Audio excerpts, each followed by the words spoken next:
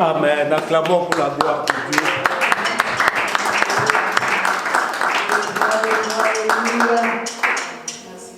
Amen. Je bénis l'Éternel qui nous donne l'occasion ce soir de parler devant vous. C'est un privilège, ce n'est pas mon droit. Le droit, parce que c'est dans sa maison, c'est lui qui parle et qui demande que toute la terre garde silence. Et aujourd'hui, généralement, vous le savez que c'est un jour d'enseignement selon le programme de l'Église, malgré que ça a été ainsi avant le confinement, que ça a été perturbé après le confinement. Ce soir, je voudrais revenir sur quelque chose. Et cette chose me paraît très importante. Je veux que nous lisions un peu la parole de Dieu en Proverbe. Proverbe 4, 23. La Bible dit ceci, Proverbe 4, 23, la Bible dit « Garde ton cœur de plus que toute autre chose, car c'est de lui que viennent les sources de la vie. » Amen. Quelle que soit l'occasion, en toute occasion, dit la Bible, favorable ou non, la Bible dit « Prêche la parole. » Amen. Et nous ne voulons pas rater une occasion pour parler de la part du Seigneur. La Bible, ce passage que j'ai choisi, je l'ai choisi pour expliquer une chose sur laquelle le Saint-Esprit m'a enseigné en profondeur. J'aime beaucoup parler du Saint-Esprit, j'aime beaucoup faire priorité au Saint-Esprit, parce que nous, après avoir été empoisonnés, après avoir vécu des moments difficiles de notre vie, nous n'avons plus eu l'espoir que nous pouvions encore avoir la vie. Mais grâce au Saint-Esprit, nous continuons à avoir la vie et à le servir en toutes circonstances. Mais je voudrais vous dire une chose. Je vais parler d'un sujet que j'intitule « Mon cœur, la vraie richesse ». Alléluia. Amen. Notez bien, je vais vous expliquer. Le Seigneur m'appelle à l'enseignement et c'est ça que je fais toute ma vie. Mon cœur, la vraie richesse. Cette leçon, je la tire de mon enseignement sur les lois du corps. Le Seigneur m'a enseigné et m'a fait la grâce de parler du corps. Les lois du corps. Je voudrais dire d'abord la première chose. Tel que nous sommes, nous tous là, les lois du corps, nous sommes un corps. La première des choses. Nous avons chacun un corps. Amen. Et nous habitons chacun dans un corps. Ces trois dimensions sont à retenir. Je voudrais revenir. J'ai dit ceci. Que tel que nous sommes soit le corps des ceux qui font la pâtisserie, sommes le corps des avocats, sommes le corps des mamans. À l'église, c'est une structure à part. Des papas, nous sommes des avocats, des journalistes. À l'armée, c'est un corps. Avec des lois. Comme nous sommes chacun dans un corps. Mais ce corps, pour qu'il puisse vivre, il y a des lois qui font que le corps puisse fonctionner. Moi, j'ai retenu 4 et j'en parle souvent. Ce n'est pas le sujet de ce soir. Le sujet, c'est sur le cœur. Le cœur est dans la 4e partie. La première loi, je dis souvent qu'un corps commence toujours par la vie. Il faut qu'il y ait une sémence, que la sémence meure pour que la vie puisse ressortir, la plante puisse germer. Deuxième chose, je dis généralement, dans notre vie, même s'il y a la vie, il faut qu'il y ait la croissance. La Bible veut que nous ne soyons pas des enfants éternels, que nous buvions toujours le lait. Non, mais que nous passions à la nourriture solide dans notre vie. Comment tu vas comprendre que le Seigneur t'amène maintenant à profondeur? C'est si tu te soumets à la croissance. Même le Christ l'explique bien. Il dit, je suis le cep dont vous êtes des sarments.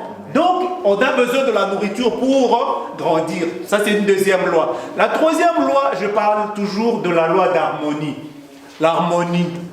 Mon corps que vous voyez devant vous. Si cette main commence à vouloir aller à gauche et le pied à droite, il y a un problème. Il y a ce qu'on appelle dysfonctionnement. C'est ça que le Saint-Esprit m'a enseigné. Paul l'explique bien. Il dit, dans un corps, Paul, l'apôtre Paul, la Bible parle beaucoup du corps. Dans un corps, le pied ci se dit plus important que la bouche, mais que devient aussi l'œil. Qu'est-ce que l'œil va dire?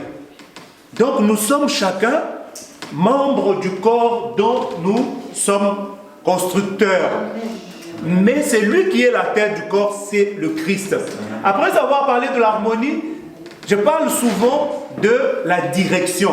Pour qu'un corps puisse avancer, il faut qu'il y ait l'esprit. Job dit, en réalité dans l'homme, c'est l'esprit, le souffle du Tout-Puissant qui donne l'intelligence. Pour qu'un corps se déplace, il faut qu'il y ait la direction. C'est l'esprit qui donne. Alors, le choix du cœur, je l'ai choisi parmi des choses invisibles, donc qui appartiennent à la 4e catégorie de mon enseignement sur le corps. Bien aimé, je voudrais vous dire ceci. Le corps, quand vous lisez, je vous donne Psaume 144, 3, vous pouvez écrire aussi, Job se plaint. J'ai dit Psaume 144,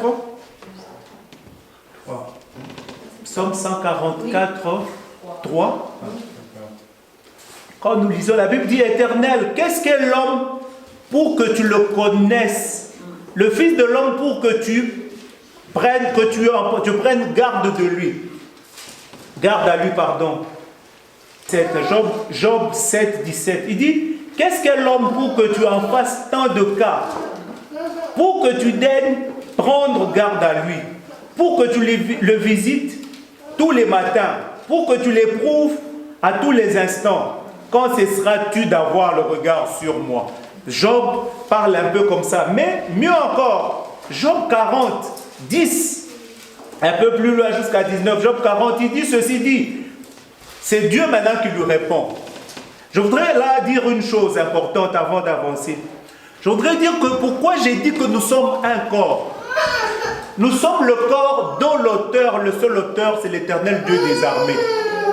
Contrairement à ce que les médecins du monde nous font croire, contrairement à ce que les philosophes disent, l'évolution du monde, l'homme vient de ceci et qu'on sort, dans aucun tribunal du monde, de nuit ou de jour, du ciel ou de la terre, il n'y a personne qui peut se revendiquer, qui peut revendiquer la vie, l'auteur, la paternité de la vie. C'est Dieu seul qui a créé notre corps. Amen. Il le connaît. L'homme est la propriété privée de Dieu. Amen. Il faut absolument que dans notre vie, que tu rendes compte à Dieu. Tu dois rendre compte à Dieu. Dans notre vie, ce n'est pas parce que nous avons des peines. Ce n'est pas aussi parce que nous avons des réjouissances dans la vie que nous sommes permis de nous comporter comme nous voulons. Non, c'est faux. C'est faux. Et des gens pensent de fois que quand nous introduisons dans l'œuvre de Dieu ou dans le travail des prédicateurs, c'est parce que nous avons des souffrances. Évidemment, il y a des personnes, des frères et sœurs qui s'y retrouvent parce qu'ils n'ont pas un métier à pratiquer dans la vie. Non, ce n'est pas notre cas. Nous sommes de ceux qui viennent rendre compte à Dieu parce que c'est lui l'auteur de ma vie. Si je vis, Paul dit, ce n'est plus moi qui vis, mais c'est Christ qui vit en moi.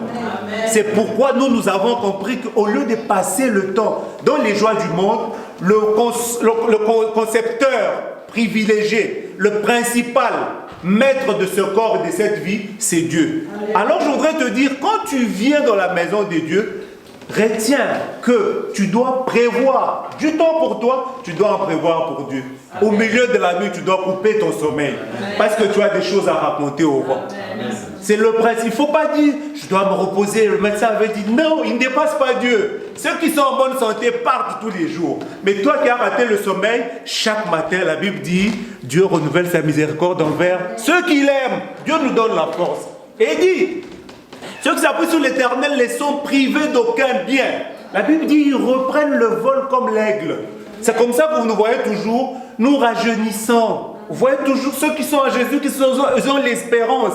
Je ne crois pas que ma soeur que je vois ici, je ne crois pas que mon frère que je vois ici, qui a l'espérance en lui. Paul le dit, 1 Corinthiens 13, 13, la Bible dit, ces trois choses demeurent, la charité, la foi et l'espérance.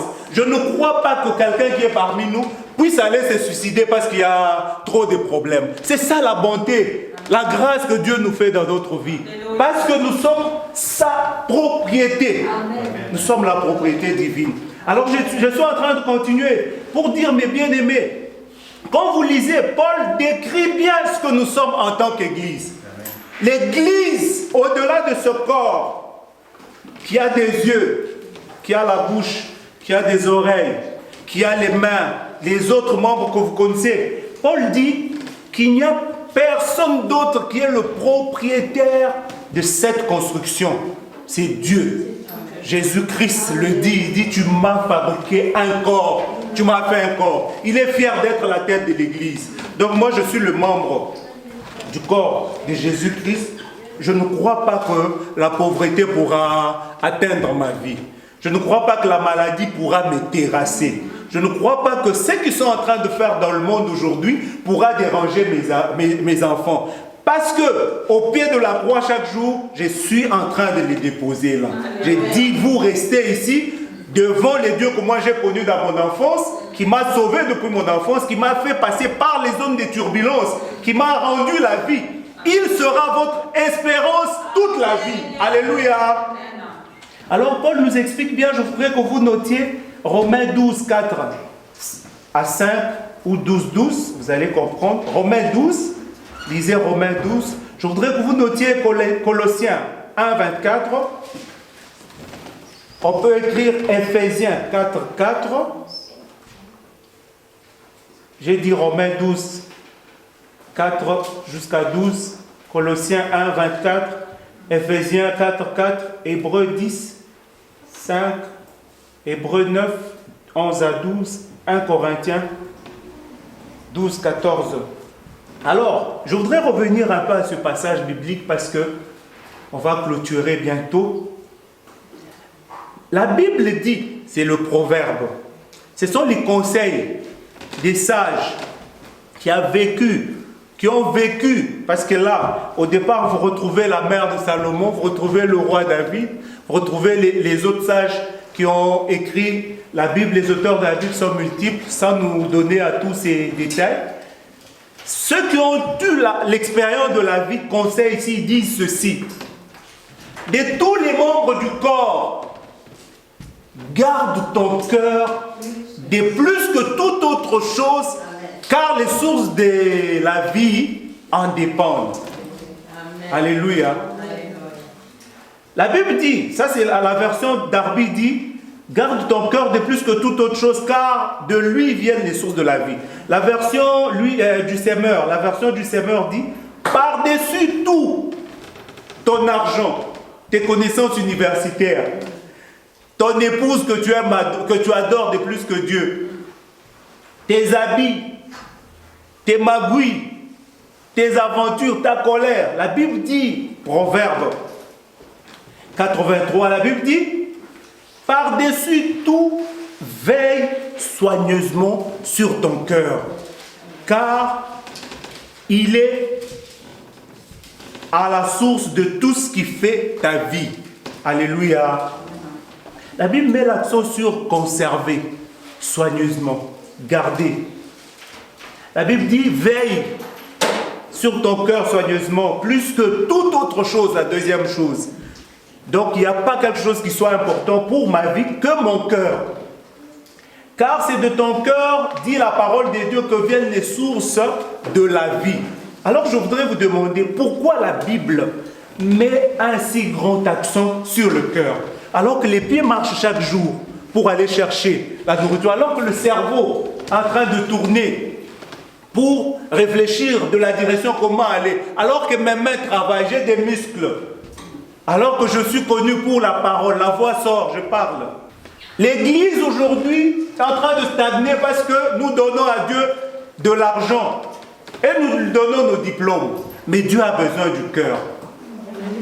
C'est sur ça que le Christ s'est battu avec les pharisiens et les autres. Il dit hypocrite. Ce qui est en vous, c'est autre chose que ce que nous voyons. Vous donnez l'apparence pure, mais vous avez de la fausseté dans votre cœur. Des tombeaux blanchis, comme il dit.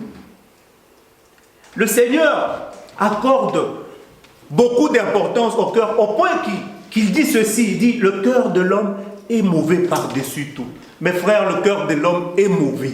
Amen. Dieu a besoin de ton cœur. Le cœur, regarde, lui-même il fait le constat, il dit, non, j'ai jamais vu de méchanceté comme ça. Son frère offre, Dieu l'agrée, il tue son frère. Quel cœur? D'autres même résistent au Saint-Esprit même s'il leur parle. Pourquoi? Parce que devenir pasteur ou prêcher, faire ça, devient aujourd'hui un gagne-pain. Alors, ça c'est la première chose. Deuxième chose, ça devient aujourd'hui un endroit pour que nous puissions nous montrer que nous sommes plus que les autres. Je vous dépasse parce que il n'y a rien qui me donne le droit sur vous.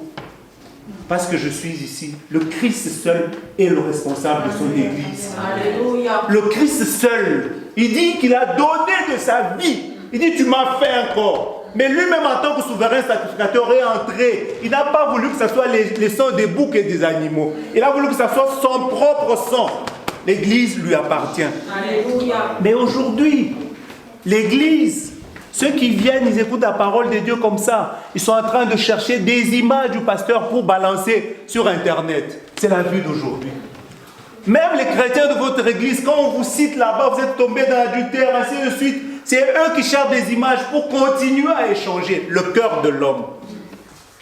Aujourd'hui, quand on voit quelqu'un, par exemple, qui prospère, on n'est plus calme avec lui. Hein?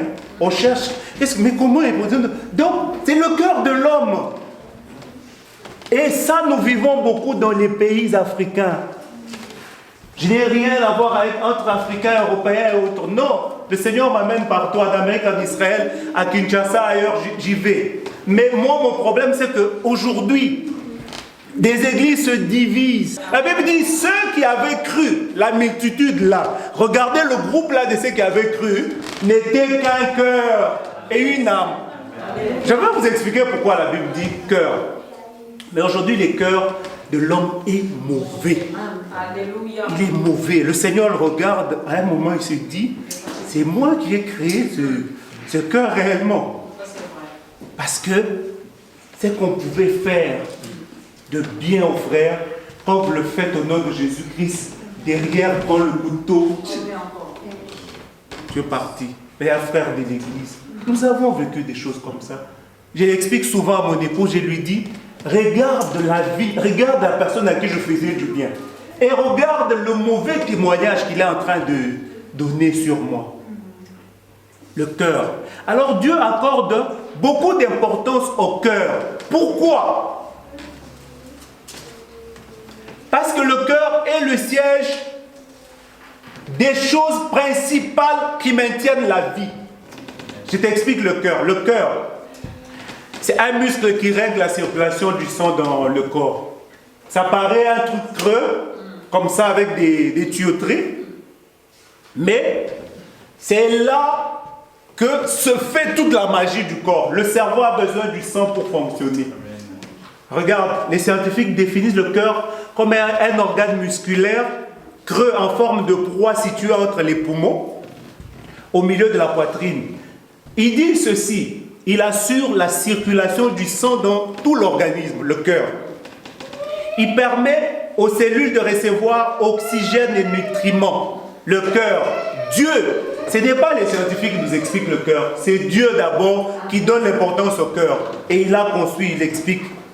Alors il dit ceci, les scientifiques, ils disent chez un individu moyen, le cœur mesure environ 13 cm de long sur 8 cm de large et il pèse moins de 500 grammes. Alors je retiens deux choses importantes. Pourquoi alors, c'est ça ma question, pourquoi le cœur? Parce qu'il y a deux choses importantes qui se passent dans le cœur de l'homme. Un, le sang. Le cœur fait deux mouvements importants régulièrement par rapport au sang. Le premier, on l'appelle la diastole. Le cœur fait une phase de remplissage du sang. Le sang se remplit dans le cœur et il fait le deuxième mouvement qu'on appelle la systole. Il libère ce sang pour l'injecter dans le corps. C'est la phase de contraction pour éjecter le sang dans les artères. Alors, Dieu nous dit de conserver cet organe de manière précieuse. La première chose que j'ai dit, c'est le sang. La deuxième chose, c'est le rythme. Le cœur donne le rythme. Comme nous avons de la musique là, il donne ce rythme à notre vie. Selon mes recherches, le cœur, pour répondre aux besoins énergétiques du corps, il doit battre plus ou moins 100 000 fois par jour le cœur de l'homme. Qui est auteur de la vie? Qui est en train de faire génétique et autres? Qui est en train de construire des gens et consorts? S'il veut construire, qu'il ne construise pas selon le modèle de Dieu. Qu'il ne fasse pas l'implantation, je ne sais pas comment on dit, le bypass, quand il y a un problème, par exemple, tripontage cardiaque, comme ils disent, mais qu'il se mette là dans son laboratoire, qu'il crée un homme qu'on le voie. C'est lui qui est l'auteur du cœur, hein? C'est Dieu. Regardez comment il a créé. Avec ces deux choses importantes dans le cœur. Alors je voudrais te dire une chose. Première chose, pourquoi tu dois garder ton cœur de plus que toute autre chose? Parce que dans ton cœur, il y a le sang. Il faut en permanence que le mouvement de prendre le sang et de le redistribuer, il faut que ça se passe dans ton cœur. Beaucoup de gens sont malades parce qu'ils ont laissé autre chose aller vers le cœur. Ce n'est plus le sang de Jésus-Christ. C'est le sang qu'ils ont hérité de leurs parents. C'est le sang de l'impudicité, l'homosexualité. On entend ces choses, des choses de honte. Paul dit, c'est que c'est fait parmi vous. Même chez les païens, ça ne se fait pas. Mais à l'église, ce sang infiltré, c'est rentré jusque dans les milieux de ceux qui craignent Dieu, entre guillemets. Aujourd'hui, nous voulons être des gens de logique. Ah non, frère, pas trop de bruit, pas ceci. Oui, c'est bien. Aujourd'hui, nous voulons être... Non, frère, mais moi, je crois que j'aurai pas du temps. C'est ça ton comportement, c'est ça ton cœur. Ce qu'il y a en toi, c'est le doute, les discussions que tu as héritées de quelque part. Alors, la Bible dit le père de mensonges, c'est le diable. Beaucoup sont en Jésus-Christ, mais ils n'ont pas subi la séquence des transfusions pour vider leur sang et leur mettre le sang de Jésus-Christ. Je voudrais te donner la chance ce soir, je voudrais te dire une chose. Si tu es en Jésus-Christ, la Bible dit, tu es devenu une nouvelle créature. Les choses anciennes sont passées. Moi, je ne peux pas être voleur en étant Jésus-Christ. Parce que ce sang, ça ne rime pas avec le sang de Jésus-Christ. Ce sang que tu veux ramener en Jésus, le corps ici génère lui-même le sang. C'est ça Jésus-Christ. Quand tu veux ramener autre chose qui n'est pas le sang de Jésus-Christ qui a coulé à la croix, il y a un problème. Il y a des maladies dans le cœur. Il faut que tu saches ce qui doit se faire dans ton cœur, c'est ces deux mouvements par rapport au sang. Je suis sur le sang. Beaucoup de gens ont un cœur, mais le cœur qui ne peut plus fonctionner parce qu'il a pris quelque chose qu'il a injecté, ça va déranger son cœur. On le regarde, il marche, mais nous savons qu'au bout de quelques mois, ça va s'arrêter. Le cœur est comme ça. Quand il commence à recevoir ce qui s'allie, et il y a des maladies du cœur. Je peux vous les citer. Vous avez trouvé l'arythmie, vous avez trouvé cardiopathie, l'endocardite. Tout ça, c'est dû à quoi? Aux difficultés que des frères apportent dans la maison de Dieu. Qu'est-ce que tu es en train de mettre dans ton sang, dans ton fort intérieur? Qu'est-ce que tu es en train de mettre dans ta vie? Est-ce que tu ne sais pas que tu te fais ami ou collé, tu te colles à un impudique, tu partages le même sang que lui, tu n'es pas au courant? Et c'est prouvé même scientifiquement. Mais a fortiori le spirituel qui est très rapide, qui est l'invisible. Beaucoup de gens, quand on se retrouve dans le mensonge, surtout les frères viennent demander l'asile ici, disons-nous la vérité. Comme tu, mais le Christ me donnera la vie. C'est toujours le mensonge souvent. Quelques-uns, c'est la vérité. Mais le Christ, vous voyez le mal. Tu ne peux pas tout faire. Tu es une partie du corps. Mais ici particulièrement, nous sommes en train de parler du cœur. Chacun a un cœur à protéger. Le cœur, c'est le centre. Nous tous, comme nous sommes, nous avons Jésus-Christ qui a porté tes problèmes à la croix. Si tu as un problème, tu sens que ce sang mauvais te pousse toujours à l'impudicité. Tu sens que ce sang mauvais te pousse au mensonge, à la haine, à la jalousie. La jalousie, c'est ce que moi je vis régulièrement. Des gens qui n'ont rien à voir avec le service divin. Quand ils vous remarquent que vous pouvez, ça devient la jalousie. Or, moi, je n'ai rien ramassé sur la route. Je suis un garçon de la maison de Dieu. J'ai grandi comme Edondi. À 10 ans, j'étais dans la maison de Dieu. Et c'est là que j'ai appris tout ça. Au point que quand je vois quelqu'un ne balaye pas, je veux balayer parce que j'attends mon salaire. C'est lui qui récompense, c'est le Christ, il n'a pas besoin de toi. D'ailleurs, si tu me récompenses, le principe du salaire est celui-ci. On ne paye pas un même salaire 2 fois. Je ne sais pas si vous le savez. On paye le salaire une seule fois. Si les hommes me récompensent, où est mon salaire au ciel? Je n'ai plus. Dans notre vie, ce cœur doit être au milieu des enfants de Dieu. J'aime beaucoup votre comportement. Ici, souvent, je vois frère Antoine, je vois frère Roland, je vois régulièrement. Dès que j'ai une difficulté de transport pour... Est-ce qu'on peut te déposer? Maman lui dit aussi. Et papa Salvador régulièrement. Ça, c'est ce qui devrait se faire à l'église. Le cœur, la preuve d'amour, c'est dans le cœur. Dans le cœur. Si le sang de Jésus-Christ coule en toi, ça veut dire que ta souffrance est aussi ma souffrance. Ça veut dire que les anticorps qui vont combattre nous concernent toi et moi.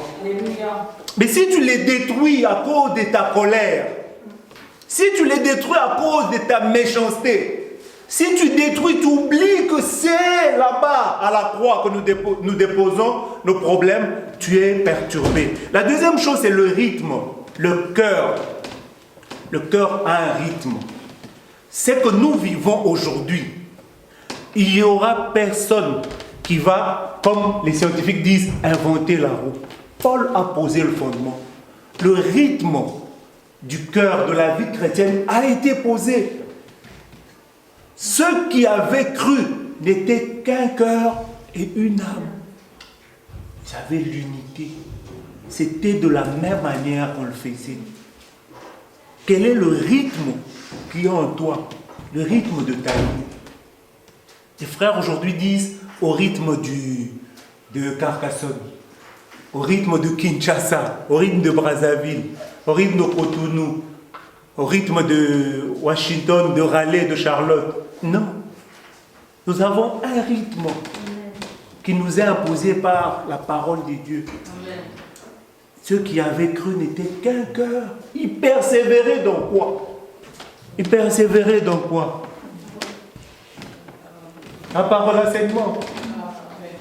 Ils persévéraient dans quoi? La fraction du pain. Ça veut dire le pain est entier. Même s'il est petit, on le divise en morceaux, mais tout le monde a. C'est ce rythme. La fraternité, l'unité, l'union. Aujourd'hui, je vous rassure, si nous corrigeons notre cœur, on n'a pas besoin d'évangéliser par trop des paroles. C'est le cœur. Le cœur, c'est la centrale. Mon sujet de ce soir, j'ai dit, mon cœur, la vraie richesse. Si tu as un bon cœur, tu vas voir que les choses vont commencer à se décanter. Mes frères, depuis que j'ai commencé à faire confiance au Saint-Esprit, n'a jamais abandonné ma vie. Parce que je lui ai dit, prends la place, la précieuse place. Et j'ai dit cette phrase dans ma prière, j'ai dit, je te fais priorité. Toi-même décide. En servant l'Éternel, que les choses se rangent. Ça se range correctement. Toute ma vie. Je sais que même si je n'ai pas de travail, je ne dormirai pas affamé. Ce n'est pas parce que la France donne, ce n'est pas parce qu'il y a le secours populaire, mais parce que mon Dieu a ce qu'il dit dans sa parole. Il dit, garde ton cœur de plus que toute autre chose. Parce que là viennent les sources de la vie. Amen. Parce que mon Dieu a des formules maintenant pour commencer à te consoler. Tu es assis, tu vois quelqu'un t'apporter ceci. Je ne veux pas encourager ceux qui quémandent. Moi, je ne quémande pas. Je ne le ferai jamais. J'ai appris à travailler comme Paul. Mais je voudrais dire seulement que le Seigneur sait te prendre en charge dans ta vie.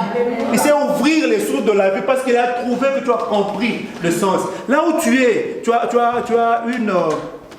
la force de faire quelque chose. Par exemple, tu as un métier que tu connais ou tu es en train de chercher. Le Seigneur est capable de faire ta publicité seule, de diriger vers ta vie. Vous lirez la Bible. Il le dit depuis Ésaïe, depuis Jérémie. Heureux l'homme qui marche selon le conseil de Dieu. Son cœur, il est comme le palmier. Il est comme, les psaumes le disent, il est comme un arbre planté près d'un courant d'eau. Pourquoi? Parce que l'arbre planté près d'un courant d'eau, il tire ses eaux de la lampe souterraine, il va plus loin là. Et c'est comme ça, quand vous êtes comme le palmier. J'explique aussi comme le palmier. Parce que le palmier, la chose la plus précieuse pour le palmier, il conserve au milieu, au centre, au-dessus, il y a un truc qui sort, qui permet au feuillage de se multiplier, au rameau de se multiplier. Mais ce truc communique avec l'intérieur du palmier, où il y a le vin de palme, où il y a tout le liquide, mais cela communique avec les racines qui vont jusqu'en bas. Et Dieu le sachant, il donne ces images et vous dit, garde ton cœur de plus que toute autre chose. Si tu ne gardes pas ton cœur, le sang mauvais y arrivera. Dès que le sang mauvais y arrive, ta vie est perturbée. Moi, je suis chrétien, pas parce que je suis à Kinshasa. Non, je suis chrétien pas parce que je suis à Virginie. Je suis chrétien pas parce que je suis partout. Le Christ est avec moi. Même quand j'arrive ici. Je ne me cacherai pas dans un coin pour faire comploter le mal de quelqu'un. Et puis, demain ressortir, de l'autre côté, c'est là qu'on me connaît. Non. Comme les cèdres du Liban. Ma vie, qu'elle réponde à ce critère, ainsi le Christ viendra reposer sa gloire sur ma vie. Deux choses, le sang dans ton cœur, regarde bien, qu'est-ce qui te colle? Le sang cache les caractères. Attention, tu as gardé ces mauvais caractères-là jusqu'aujourd'hui, jusqu'à l'église. On sait que toi, tu es mauvais. Jusqu'à l'église, on sait, non, supportons-le. Oh, mais tu as un caractère mauvais, le Christ n'a rien fait en toi, tu n'as pas eu de brisement. Regarde le mensonge, comment il te colle. Regarde le manque de sérieux, comment il te colle. On parle avec des frères qui sont blancs. Ils me parlent en face, mais la pensée à côté, il dit, ah, mais ce monsieur-là, c'est zéro. Mais il rigole, il sourit. Quelle méchanceté. C'est ça le cœur de l'homme ici. Et je vis ça, je dis à mon épouse, il était gentil, il me parlait. Dit, ah, deux fois ils sont gentils, mais après ils vont te critiquer juste à côté. C'est le cœur de l'homme. Et j'aime mon église parce que j'ai des frères qui sont de toutes les nations aussi. J'aime la chaleur ici, la vérité. Parce que je crois qu'ici, c'est différent du monde. Et c'est ça ma fierté. Parce que j'ai trouvé quand même ceux qui peuvent te parler en amour, avec sincérité, parce qu'ils sont enfants de la maison de Dieu. Eux et moi, nous portons le même sang. Eux et moi, nous portons le même, nous avons le même Père. Nous avons la même sémence qui peut donner la vie. Amen. Apprenons à nos enfants de se retrouver dans le corps du Christ, de servir pour le corps du Christ, mais apprenons-leur à changer leur cœur. Le cœur, la première chose. Si quelqu'un ne change pas le cœur, c'est compliqué. Ne pensez pas, parce qu'on est pasteur, que tous nos enfants ont le même cœur. Ils sont différents. Ils sont différents. Tous les jours, j'ai prié à Dieu, j'ai dit, change le cœur de celui-ci. Parce que je ne le vois pas clair. C'est la vie. On n'en peut rien, mais au prix des genoux, par le prix, c'est que c'est fait à Golgotha, le sang de Jésus-Christ. C'est là que je demande, Seigneur, renouvelle, parce que ça, c'est un problème. J'ai dit à madame, ouvrons l'œil sur celui-ci. Quand on chante, gloire et louange, alléluia, tu vois qu'il ne chante pas trop. Mais c'est que, tu vois vraiment, l'enfant qui s'intéresse, il connaît les tels, je ne vais pas les citer ici. J'ai dit ça, attention ici, pas chez moi. Ici, notre cœur, nous l'avons donné à Jésus. Nous devons continuer à veiller sur les cœurs. Ne regardons pas l'apparence est trompeuse. L'apparence est trompeuse, elle ne nous dit pas la vérité. C'est ça que nous voyons avec des gens. Vous voyez des gens, c'est de là qu'est né ce qu'on appelle occultisme. Mais bien aimé, il y a une chose importante. Pourquoi vous parlez occultisme? Parce qu'il y a occulte, il y a noir, il y a ce qui est secret, ce qui est caché. Mais est-ce que vous les avez déjà entendus publiquement dire « je suis occultiste » ? Non, ils ne disent pas. Mais derrière, l'Église manque de discernement. Il ne comprend pas, attention, il me donne ça, mais veut tirer ceci. C'est le cœur de l'homme aujourd'hui. Contrôlons notre cœur. Gardons notre cœur de plus que toute autre chose. Car c'est de notre cœur que viennent les sources de la vie. Les sources de la vie, la Bible le dit, c'est les fruits. Cette semaine, la semaine passée, les hommes de Dieu en ont parlé. Pasteur Bernard en a parlé dimanche. Il dit les sources de la vie là, c'est les fruits du Saint-Esprit. C'est l'amour. La bouche parle de l'abondance de quoi? Du cœur. Ce qui est dans mon cœur, je vais l'exprimer par la musique, par la prière, par la charité, par les œuvres de bonté envers les autres. C'est la joie. Un cœur, un visage, un cœur joyeux. La Bible dit un cœur joyeux est une guérison à toutes les maladies. Beaucoup de gens se prennent des maladies parce qu'il a des soucis. Non, le Christ, comme il veut changer ce qu'il y a en toi comme sang, il dit, venez à moi, vous tous qui êtes fatigués et chargés, je vous donnerai du repos. Viens déposer au pied de la croix. Je veux que tu fermes tes yeux. Dis au Seigneur, je viens auprès de toi. Je viens prendre au pied de la croix ma charge et te la déposer. J'ai un cœur chargé. Ma vie est chargée de tant de problèmes. Mais toi, tu peux guérir mon cœur. J'ai dit ce soir que mon cœur, la meilleure et la vraie richesse. Dis au Seigneur, toi le cardiologue, le spécialiste cardiologue, guéris mon cœur. Mon frère, ma soeur, ne te cache pas. Parle, ouvre ta bouche, dis au Seigneur, prions au nom de Jésus-Christ. Seigneur, je veux que tu nous soignes encore. Soigne mon cœur.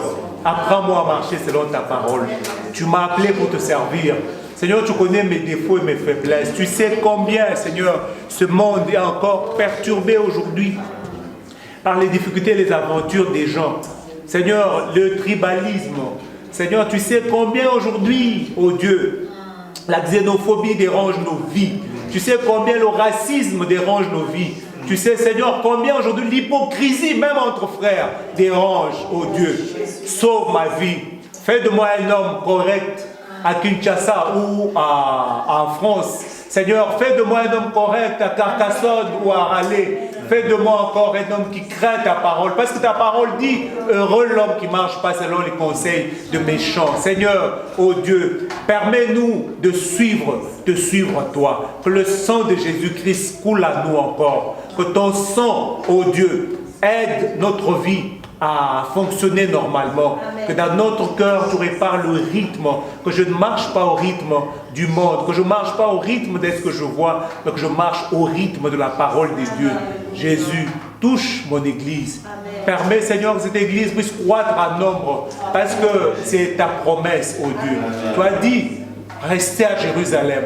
Je vous enverrai une puissance. Vous me serez mes témoins. Seigneur, si nous sommes des témoins, permets que par le fruit, ô Dieu, digne de repentance, que notre vie attire celle de plusieurs. Il est écrit dans ta parole, comme le visage dans l'eau répond au visage de l'homme, ainsi le cœur répond au cœur. Permets que par notre comportement et notre sacrifice, Seigneur, dans ton œuvre, que tu attires encore la vie et les cœurs de plusieurs, mais que tu changes les cœurs de ceux-ci qui te fréquentent. Que l'Église croisse en nombre, que l'Église croisse en stature, que l'Église croisse en qualité, Seigneur, que l'Église croisse en enseignement, que l'Église croisse aussi financièrement, Seigneur. Je te bénis parce que tu as permis ce soir que nous soyons devant toi, que nous partageons ta parole. Toi qui nous as aiguisés pour nous envoyer dans le monde comme instrument au pied de la croix, comme instrument pour l'évangélisation. Permets, Seigneur, au travers de nous, que beaucoup soient guéris. Amen. Beaucoup sont malades, Seigneur, des cœurs, oh Dieu. Il y a plusieurs problèmes qui tourmentent leur vie. Je te demande, cher Saint-Esprit, particulièrement de soulager leur cœur, qu'ils se sentent dégagés. Que ceux qui nous suivront par des images filmées, que ceux qui nous suivent par le son ou encore en direct ce soir, Père, permets que leur cœur soit soulagé, que leur cœur soit souple à faire des mouvements normaux, que le rythme soit normal dans leur vie. Seigneur, qu'aucune maladie qui retienne le fonctionnement de leur cœur ne s'approche de leur tente. Guéris-les par la puissance du Saint-Esprit, au nom de Jésus-Christ. Merci, Père. Nous t'avons ainsi prié au nom de Jésus-Christ. Amen.